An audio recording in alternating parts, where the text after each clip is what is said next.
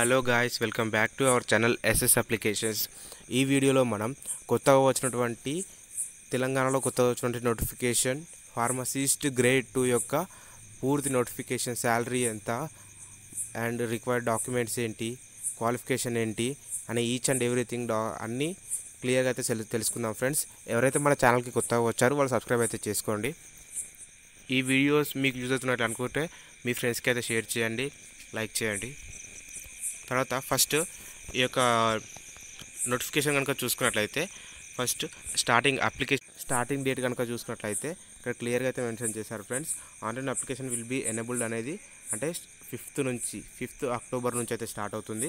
Last date of application అనేది 21 October 2024 5 PM వరకు apply చేసుకోవచ్చు. ఎడిట్ ఆప్షన్ అనేది 23 నుంచి 24 టూ డేస్లో అయితే ఇచ్చారు ఫ్రెండ్స్. 5 PM వరకు అయితే మనం ఏమైనా మిస్టేక్స్ ఉంటే దానికి కరెక్షన్ చేసుకోవాల్సి అయితే ఉంటుంది. నెక్స్ట్ డేట్ ఆఫ్ ఎగ్జామినేషన్, ఈ యొక్క జాబ్కి అప్లై చేసిన తర్వాత ఎగ్జామినేషన్ అనేది 30/11/2024 అంటే నవంబర్ 30 రోజు ఎగ్జామ్ ఉంటుంది. అది కూడా కంప్యూటర్ బేస్డ్ టెస్ట్ ఎగ్జామ్ అని చెప్పేసి వీళ్ళైతే ఇక్కడ చెప్తున్నారు చూడండి ఫ్రెండ్స్. కంప్యూటర్ బేస్డ్ టెస్ట్ అని ఇక్కడ క్లియర్గా మెన్షన్ చేశారు. Application submitted online will be accepted అంటే ఓన్లీ ఈ 30 డేస్కి, ఈ 30 నవంబర్కి ముందు అప్లికేషన్ సబ్మిట్ అయిపోయి యాక్సెప్ట్ అయిపోయిన తర్వాత ఎగ్జామ్ అనేది కండక్ట్ చేస్తారంట. తర్వాత నెక్స్ట్ వేకెన్సీస్ కనుక చూసుకున్నట్లయితే మొత్తం 3 రకాల వేకెన్సీస్ అయితే ఉన్నాయి ఫ్రెండ్స్. ఇక్కడ పోస్ట్ కోడ్ కూడా ఇచ్చారు. తర్వాత ఈ యొక్క పోస్ట్ కోడ్స్కి వేకెన్సీస్ ఏ డిపార్ట్మెంట్స్లో ఉన్నాయి, నెంబర్ ఆఫ్ వేకెన్సీస్ ఎక్కడెక్కడ ఉన్నాయి అని ఈచ్ అండ్ ఎవ్రీథింగ్ మనం తెలుసుకోబోతున్నాము. ఫస్ట్ డిపార్ట్మెంట్ కనుక చూసుకున్నట్లయితే director of public health and family welfare డిపార్ట్మెంట్లో మొత్తం ఉన్న వేకెన్సీస్ 446 వేకెన్సీస్ అయితే ఉన్నాయి. తర్వాత నెక్స్ట్ సెకండ్ పోస్ట్ కనుక చూసుకున్నట్లయితే తెలంగాణ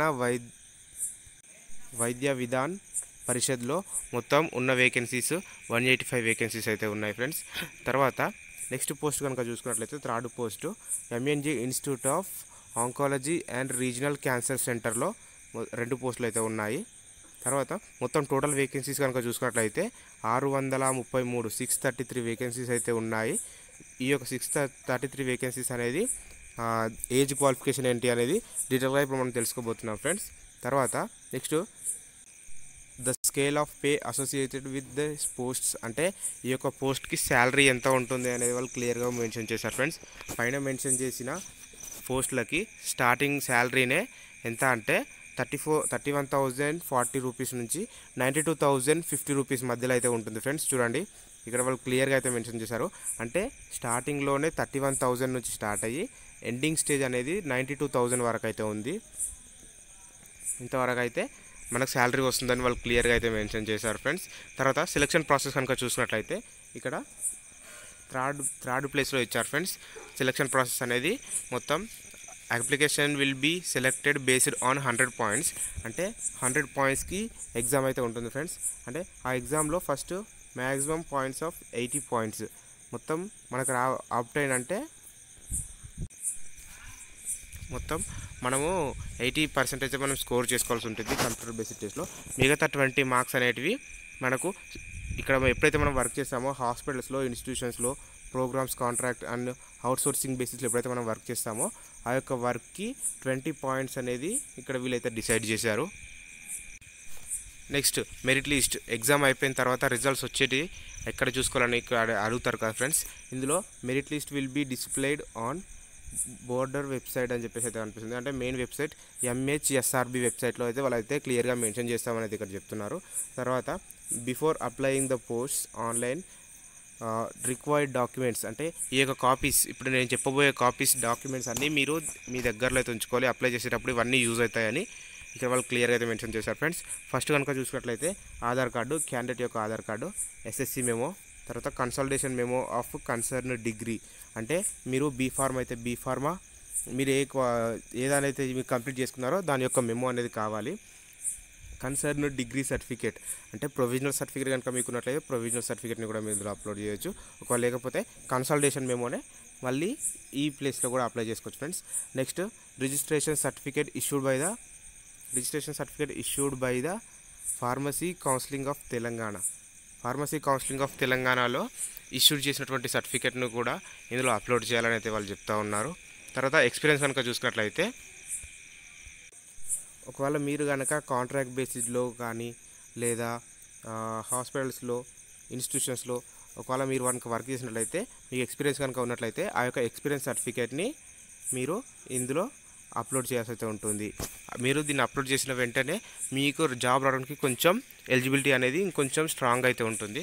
తర్వాత స్టడీ సర్టిఫికేట్స్ అంటే బోనాఫైడ్స్ ఫ్రెండ్స్, ఇక్కడ 1st క్లాస్ నుంచి 7th క్లాస్ వరకు స్టడీ సర్టిఫికేట్స్ అయితే కావాలి ఫర్ క్లైమింగ్ లోకల్ స్టేటస్. ఒకవేళ ఎవరైతే ఓపెన్లో కానీ ఇందులో కానీ కంప్లీట్ అయితే చేశారో 10th కానీ ఈ మిగతా క్లాసెస్ వాళ్ళు చదువుకుని డైరెక్ట్ కొంతమంది 10th చేశారు, అట్లాంటి వాళ్ళు ఏమో డైరెక్ట్ రెసిడెన్స్ సర్టిఫికేట్ని అయితే అప్లోడ్ చేయాలి. వాళ్ళు క్లియర్గా అయితే ఇక్కడ మెన్షన్ చేశారు friends. For candidates who are not studied in any school, residence certificate issued by the competitive authority of Telangana. అంటే తెలంగాణ గవర్నమెంట్ ఇష్యూ చేసినటువంటి సర్టిఫికేట్ రెసిడెన్స్ సర్టిఫికేట్ అనేది అప్లోడ్ చేయాలి అని వాళ్ళైతే చెప్తున్నారు. ఎప్పుడైతే మీరు ఓపెన్లో కానీ మీరు కంప్లీట్ చేసుకున్నట్లయితే. Next latest caste certificate, community certificate, SC SC BC ST వీళ్ళకు సర్టిఫికేట్ అయితే ఉంటుంది ఫ్రెండ్స్, అందరికైతే ఉంటుంది, వాళ్ళు అయితే అప్లోడ్ చేయాలి. మెయిన్గా నాకు చాలా కామెంట్స్లలో వచ్చింది ఏంటంటే non creamy layer friends. Creamy layer అంటే ఏంటి, నాన్ క్రిమీ లేయర్ అంటే ఏంటి అనేది నేను నెక్స్ట్ వీడియోలో అయితే చెప్తాను. ఒకవేళ మీరు కనుక ఈ నాన్ క్రిమీ లేయర్కి కనుక ఎలిజిబుల్ ఉన్నట్లయితే అంటే బీసీలలో మళ్ళీ OC ఎవరైతే క్యాండిడేట్స్ ఉంటారో వాళ్ళు OC అదర్ క్యాండిడేట్స్ ఎవరైతే నాన్ క్రిమీ లేయర్కి ఎలిజిబుల్ అయితే ఉంటారో వాళ్ళు కంపల్సరీగా నాన్ క్రిమీ లేయర్ సర్టిఫికేట్ని తీసిపెట్టుకోండి. అప్లికేషన్ చేసే టైంలో ఇది కంపల్సరీగా యూజ్ అవుతుంది. కంపల్సరీగా ఇది అనేది అప్లోడ్ చేయమని అయితే అడుగుతుంది ఫ్రెండ్స్. తర్వాత లేటెస్ట్ ఇన్కమ్ అంటే 2024లో తీసినటువంటి ఇన్కమ్ని ఇక్కడ వీళ్ళైతే అడుగుతున్నారు ఫ్రెండ్స్. ఎందుకంటే ప్రజెంట్ ఇయర్ తీసిన ఇన్కమ్ మాత్రమే పనిచేస్తుంది. ఒకవేళ 2023లో ఉన్న ఇన్కమ్ అయితే వీళ్ళు యాక్సెప్ట్ చేయరు. క్యాస్ట్ అనేది 5 years బ్యాక్ ఉన్న యాక్సెప్ట్ అయితే చేస్తారు ఫ్రెండ్స్. తర్వాత next sports certificate issued by the competitive authority. ఒకవేళ మీకు గనక ఏదైనా ఒక గేమ్లో కానీ ఇందులో కానీ మీకు state level, district level, national level కనుక మీరు ఏదైనా ఒక గేమ్ తరపున పోయినట్లయితే ఆ యొక్క సర్టిఫికేట్ అనేది ఇందులో అప్లోడ్ అయితే చేయాల్సి అయితే ఉంటుంది ఫ్రెండ్స్. తర్వాత నెక్స్ట్ ఒకవేళ మీరు PWD క్యాండిడేట్స్ కనుక అయినట్లయితే మీ యొక్క సదరం సర్టిఫికేట్ని అయితే దగ్గర పెట్టుకోవాలి. అంటే PWD క్యాండిడేట్స్ అంటే ఫిజికల్లీ హ్యాండిక్యాప్డ్ క్యాండిడేట్స్ ఎవరైతే ఉంటారో వాళ్ళ యొక్క సర్టిఫికేట్ అనేది కంపల్సరీగా దగ్గర అయితే ఉంచుకోవాలి. తర్వాత అప్లికేంట్ ఫోటో అప్లై చేసేటప్పుడు మీ యొక్క ఫోటో అనేది ఉండాలి. నెక్స్ట్ అందులోనే మీ సిగ్నేచర్ కూడా అప్లోడ్ చేసేసేయాలి ఫ్రెండ్స్. తర్వాత నెక్స్ట్ ఎడ్యుకేషన్ క్వాలిఫికేషన్ కనుక చూసుకున్నట్లయితే వాళ్ళు క్లియర్గా మెన్షన్ చేశారు ఫ్రెండ్స్. చూడండి ఇక్కడ ఫస్ట్ పాయింట్లోనే చెప్తా ఉన్నారు, must be passes the any one of the following qualification as a date of notification. అంటే ఈ నోటిఫికేషన్ వచ్చిన టైంలోకి మనము ఈ మూడిట్లో D Pharma, B Pharma, Pharma D అని ఈ యొక్క 3 కోర్సులు ఏవైతే ఉన్నాయో అవి మనకు సక్సెస్ఫుల్గా కంప్లీట్ 3 కోర్సులలో ఏదో ఒక కోర్స్ కంప్లీట్ చేసి మీరు సర్టిఫికేట్ తీసుకొని అయితే ఉండాలి. ఇందులో ఏదో ఒకటి ఎలిజిబుల్ అయినా సరే మీరైతే అప్లై చేసుకోవచ్చు. నెక్స్ట్ పాయింట్ సెకండ్ పాయింట్స్లో చూడండి ఫ్రెండ్స్. ఇక్కడ వాళ్ళు మళ్ళీ నెక్స్ట్ ఏం చెప్తున్నారంటే must be registered with Telangana pharmacy కౌన్సిల్లో రిజిస్టర్ అయ్యి ఉండాలి అని చెప్పేసి అయితే వాళ్ళు చెప్తా ఉన్నారు. తర్వాత ఏజ్ కనుక చూసుకున్నట్లయితే ఫ్రెండ్స్ చూడండి ఏ ఏజ్ వాళ్ళు ఎప్పటి వరకు అప్లై చేసుకోవచ్చు అనేది కూడా ఇందులో అయితే క్లియర్గా అయితే మెన్షన్ చేయబడింది. ఇక్కడ చూడండి, ఇక్కడ చూపిస్తుంది స్టార్టింగ్ ఏజ్ అనేది కంపల్సరీగా 18 అయితే ఉండాలని వాళ్ళు క్లియర్గా చెప్తున్నారు ఫ్రెండ్స్. చూడండి అంటే ఎవరైతే స్టార్టింగ్ 18 years నుంచి 46 years ఎవరైతే ఉంటారో ఈ ఏజ్లో వాళ్ళు మాత్రమే ఈ యొక్క జాబ్స్కి ఎలిజిబుల్. తర్వాత ఫస్ట్ మీరు ఆ యొక్క క్వాలిఫికేషన్ని మీరు పాస్ అయ్యి ఉండాలి. తెలంగాణ యొక్క ఫార్మసీ కౌన్సిల్లో మీరు రిజిస్టర్ అయ్యేసి ఉండాలి. తర్వాత ఏజ్ రిలాక్సేషన్ కనుక చూసుకున్నట్లయితే చూడండి ఫ్రెండ్స్, ఏజ్ రిలాక్సేషన్ అనేది కేటగిరీ వైజ్గా అయితే ఉంటుంది. ఇందులో తెలంగాణ స్టేట్ గవర్నమెంట్ ఎంప్లాయీస్ అంటే TSRTC కార్పొరేషన్ కానీ మున్సిపాలిటీ ఆర్ అదర్ నాట్స్ అంటే ఎవరైతే ఇక్కడ క్లియర్గా అయితే చెప్తున్నారు, TSRTC members and municipality members are not eligible, అంటే ఏజ్ రిలాక్సేషన్కి వీళ్ళు ఎలిజిబుల్ కారు అని వాళ్ళైతే చెప్తున్నారు ఫ్రెండ్స్. వాళ్ళకి తర్వాత ఎక్స్ సర్వీస్మెన్లో 3 years length of rendered the armed ఫోర్స్లో ఒకవేళ మీరు కనుక ఫండ్ చేసినట్లయితే ఎస్ అయితే ఎస్ అని క్లిక్ చేయండి, లేకపోతే నో అయితే నో అని మీరైతే సెలెక్ట్ చేసుకోవాల్సి ఉంటుంది ఫ్రెండ్స్. ఎప్పుడు మీరు అప్లికేషన్ చేసేటప్పుడు వాళ్ళకి 3 years అయితే ఏజ్ రిలాక్సేషన్ అయితే ఉంటుంది. తర్వాత ఎస్సీ ఎస్టీ క్యాండిడేట్స్కి 5 years, ఫిజికల్లీ హ్యాండిక్యాప్డ్ వాళ్ళకు 10 years ఏజ్ రిలాక్సేషన్ అయితే ఉంటుంది. నెక్స్ట్ టాపిక్ కనుక చూసుకున్నట్లయితే online fees payment, online examination fee అనేది మొత్తం 2 రకాల ఫీజెస్ అయితే ఉంటాయి ఫ్రెండ్స్.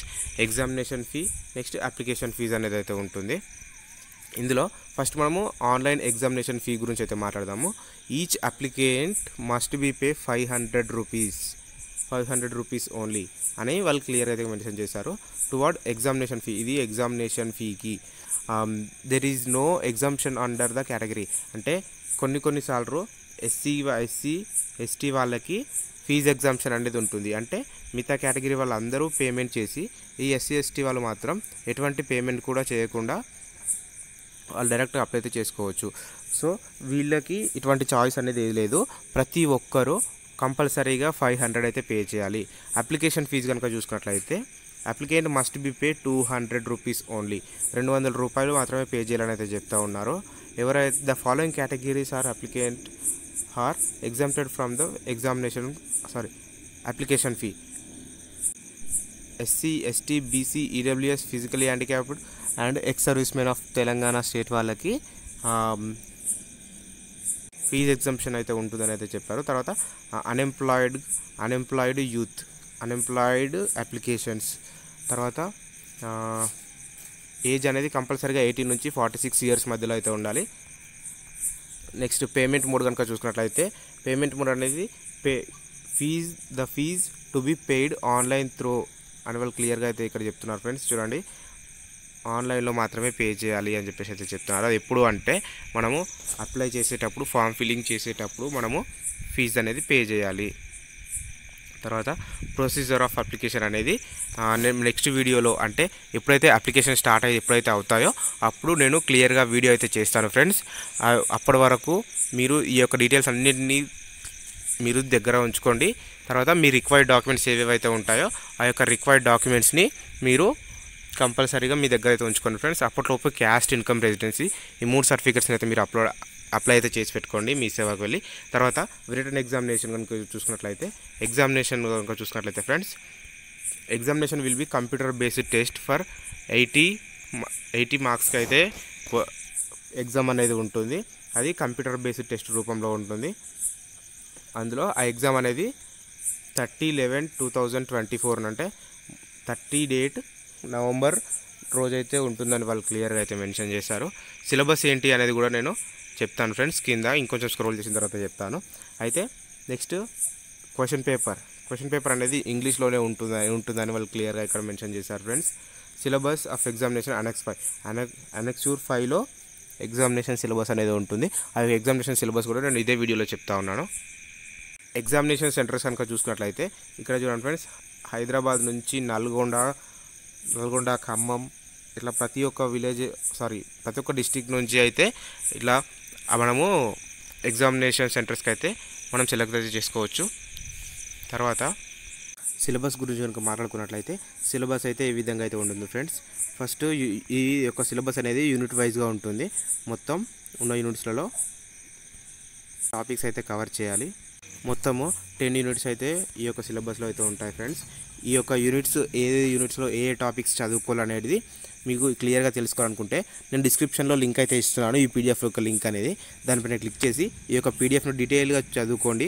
తర్వాత సిలబస్ ఏంటి అనేది ఇదే వీడియోలో మీకు ఇక్కడైతే చూపిస్తున్నాను ఫ్రెండ్స్. మీరు పాజ్ చేసుకొని స్క్రీన్ షాట్ అయినా తీసుకోండి, లేకపోతే డిస్క్రిప్షన్లో ఇస్తున్న లింక్ ద్వారా మీరు ఈ యొక్క నోటిఫికేషన్ని డౌన్లోడ్ చేసుకొని మీరు చదువుకోండి ఫ్రెండ్స్. ఇలా మొత్తం 10 యూనిట్స్ అయితే ఉన్నాయి. Thank you.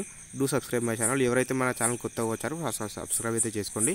ఒకవేళ ఈ వీడియోస్ కనుక మీకు హెల్ప్ఫుల్ అయినట్లయితే మీ ఫ్రెండ్స్కి కనుక షేర్ చేయండి.